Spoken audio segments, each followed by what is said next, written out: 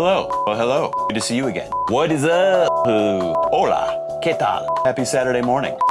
In today's episode, we're going to talk about instruments, or how we've been sailing without instruments, but that's okay because we're really never that far away from the coast. We're going to see if we can add at least one more instrument to our instrument cluster today, as well as laying the groundwork for potentially a third instrument, which is a wind vane transducer that we can add at some point in the future, should we find one that is affordable.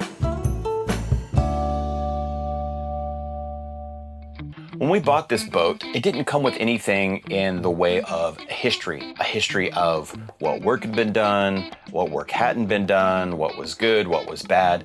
We just bought it, no survey, as is, and rolled the dice and took a gamble on an old boat. So it's been a bit of an exploration as we've...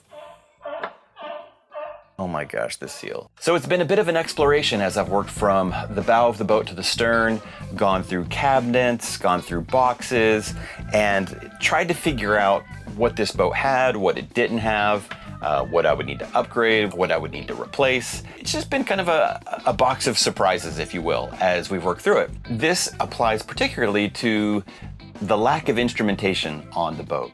I can see at the mast where the lines to the top of the mast where you might have a wind vane or a radar or lights have been cut. I don't know why they were cut. Maybe somebody thought they were gonna unstep the mast and never did. All that to say, there's a lot of little mysteries around the boat, but one of them is the instruments. The only instruments that were here were two RayMarine instruments that were mounted on a wooden panel by the companionway. You know, when I turned on the DC power that said sailing instruments, the only one that came on was the depth finder, which is great. Glad that worked, but nothing else worked. In going through some of the boxes, I also found some old RayMarine instruments that weren't plugged into anything. I wasn't sure if they worked. Frankly, I didn't know anything about them. It's the ST60 series, and I just kind of ignored them for, I guess, the first 3 months or so of owning the boat. We weren't really going anywhere. This is a coastal cruiser, so, we're never out of, eye line of the coast. I have navionics on my phone. Nonetheless, I would love to have more information available to me. I would really like to know the speed we're going without having to look at my phone. I would love to be able to eventually put in a wind vane. I think it's called a wind vane transducer that would actually tell me the speed of the wind and the direction of the wind. I think that would be awesome. Right now, we just have an old pair of bikini bottoms flapping in the wind, and that tells us what direction the wind is coming. So in this episode, I try to figure out what these instruments are supposed to do, which ones work and which ones don't. I started by removing the instrument cluster that's been sitting in a wooden box inside the boat. I'd basically been ignoring this, but it was time to dig into it. Look at that. It's the first time I've taken that off. I didn't even realize I could do that. All right, let's take this back off.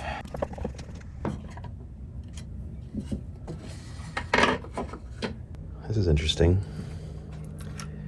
These don't go to anything. So I'll have to trace this line and figure out what these are supposed to go to.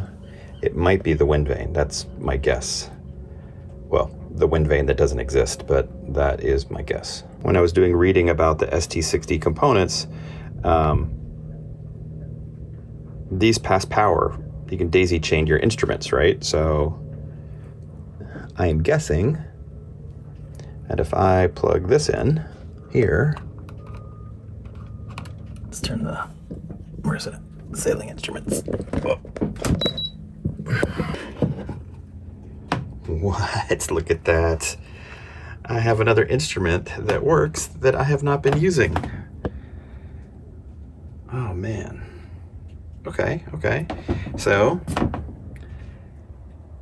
let's go over here. Down here, I found this earlier. I had found this early on, and for some reason I had just assumed, oh, well, okay, it's a placeholder, it's a bung. I saw it when we pulled the boat out. I wasn't really thinking about instruments at that point. I was thinking about other structural things. And digging around under the bilge, I found this. And that, my friends, is a speed transducer. You can see the arrow right there that points forward. So you would put this in facing the bow so that if I go like this, and spin it as though water is moving this, then I should see some change in the speed. Yes, look at that. I have speed. That is pretty cool. I just got one step closer to having a more legit sailboat, right? So I found this unmounted ST60 in a box of old stuff that came with the boat, and I just set it to the side, and if I'm being honest, I just kind of forgot I even had it. But I have this, and I also have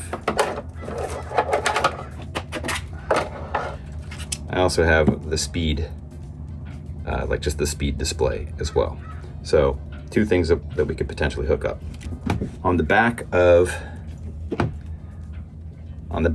the, what is this, the wind instrument, there are a number of connections, and there's this that's free floating inside that box. So thinking about it, looking at this line, I bet you these go here. I don't think they'll do anything, but I'm gonna connect it and see if this will power up.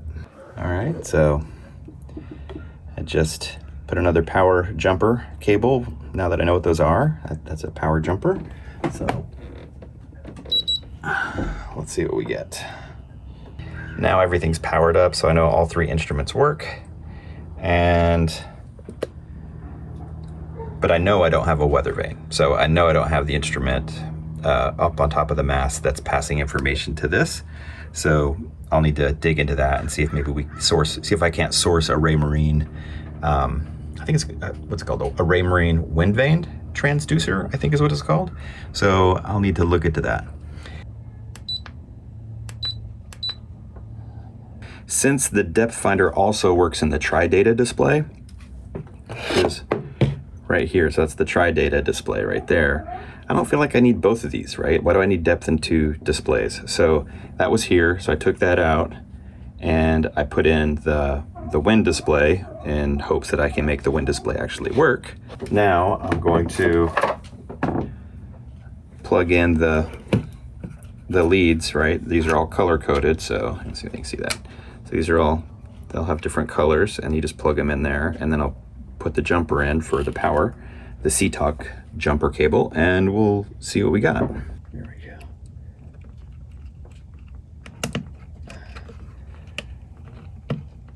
All right, blue is in, and now let's do red. All right, make sure each one of those is seated all the way. All right, those are all seated. Put that here. Okay.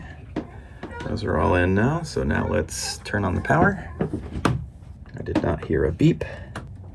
Yep, now we got a beep. So we can see that my depth finder's working. The wind vane is on, but I don't think it goes to anything. So, but one thing is interesting is that the needle is directly ahead. So when it was unplugged, it was just kind of flopping over here somewhere. So at least I know that it looks like it wants to work. So, and then I need to get the speed transducer put back in. So let's take a look at that next. Okay. So I'm about to do a maintenance task, which is a little terrifying, but this is the speed transducer. And right now it goes in a hole in the boat, right? So imagine it's in the hole. Right now there's a stopper that's like just sitting there. So I have to yank the stopper out, get this in. And when I do that, water's gonna come up out of the bottom of the boat. There is a flap installed in the hole, so it's meant to, see if I can illustrate this, but when you push, it's called a bung, dumb word. But when you push the bung in, it pushes that down, and when you take it out, the flap comes up and stops some water coming out. But if the flap sticks, then water will pour out. So I've got some safety bungs here in case I can't stop the water or nothing goes back in, but this should work. This should be fine. This is scary. I've got some towels laid out. There is water that's gonna come out. You know, basically you take the bung out, put in your transducer, make sure it's pointed the right direction, screw it down, and you should be good to go.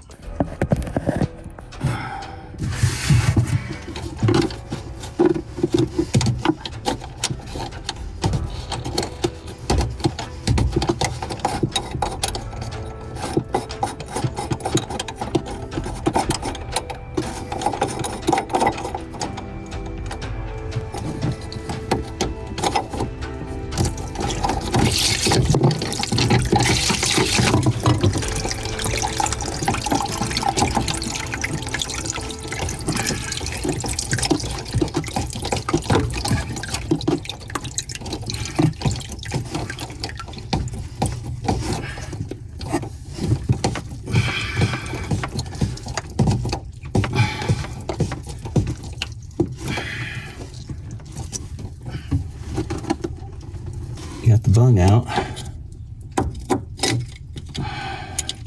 Let's make sure this doesn't leak anymore. That wasn't too much water. You can see kind of down here that there's some now like this leaked into the bilge, but that's what the bilge is for. Good stuff. That's in. I'm going to clean all this up and make sure that this doesn't leak anymore. Hopefully that's mission accomplished. We won't know until we take the boat out next, but should be good. Now that I have both the depth and the speed transducers working the way they're supposed to, I want to change how this case is actually holding the instruments. Well, for that matter, I want to change how the case is attached to the boat.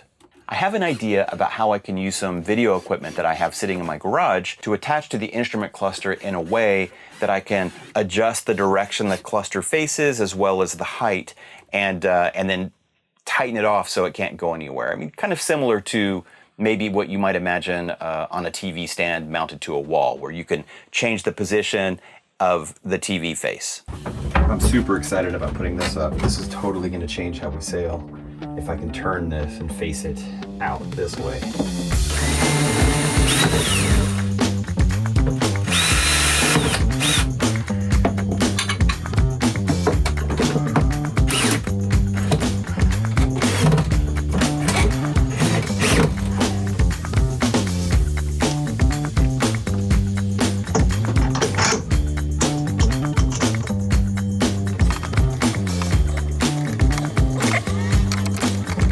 Let me try something else.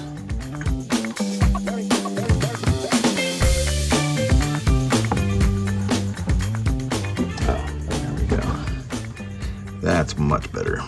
So now it's just resting right here on the bottom, but this is super firm and keeps it nice and secure. Oh yeah, I like this a lot. Look at that. Right there, easy to read, nice and tidy.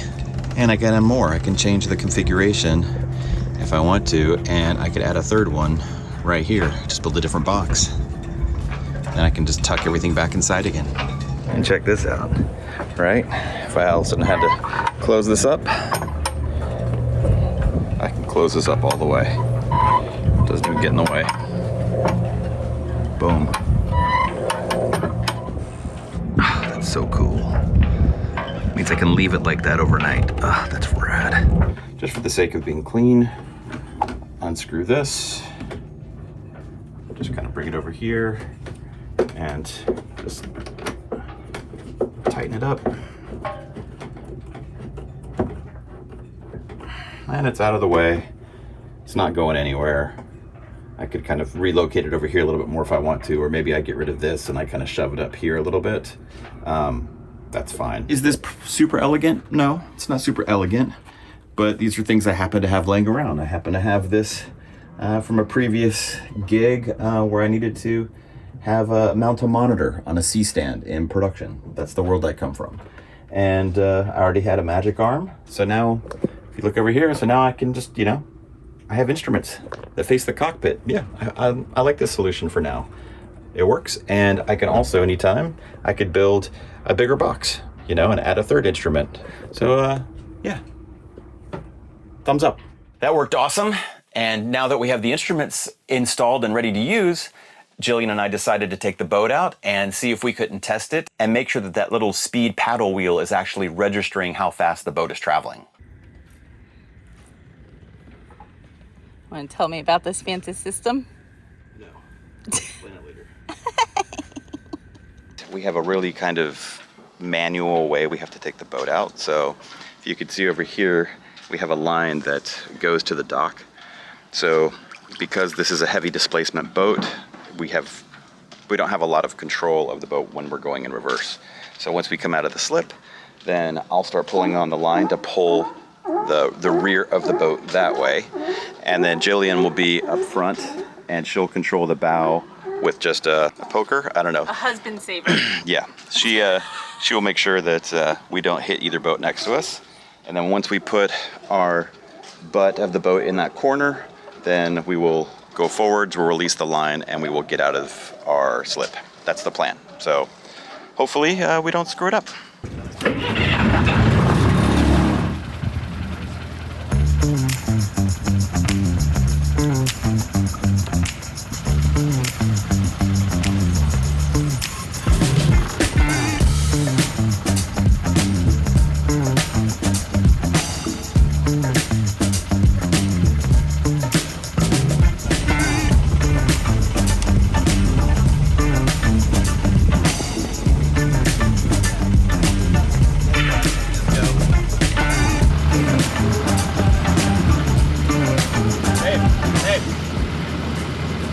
As usual, we had a fun time maneuvering our very unmaneuverable boat out of our cramped slip out into the harbor where we could actually test the instruments.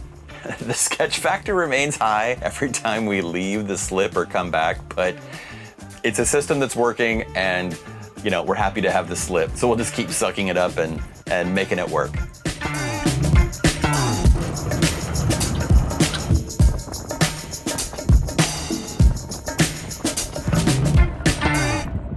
We have two instruments that we didn't know we had. Well, we knew we had depth, but now you can see the depth, and we replaced the paddle wheel on, I can't remember what it's called. Is it called a bung? Is it called, no, a transducer.